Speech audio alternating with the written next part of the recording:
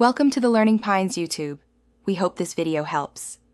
You begin by confirming accounts and network basics, so we remove common blocks quickly. First, sign into PSN and confirm your PlayStation Plus is active. Shareplay requires a host with Plus. Next, update both Ps4 systems to the latest firmware.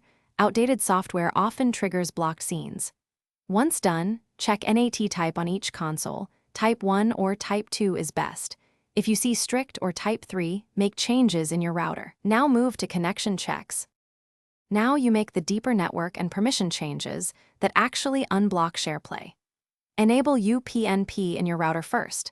This lets consoles negotiate ports automatically.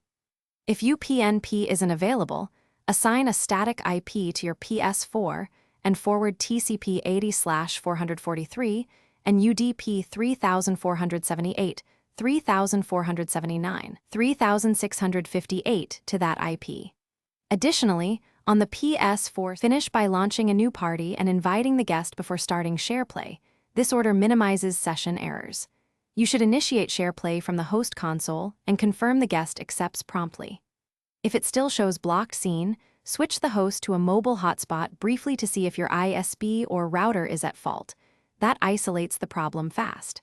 If issues persist, rebuild the Ps4 database, collect connection logs, and contact your ISP or PlayStation support with those details for escalation.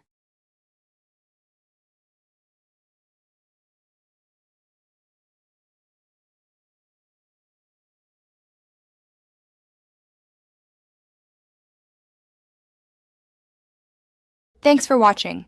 Consider subscribing if we helped you.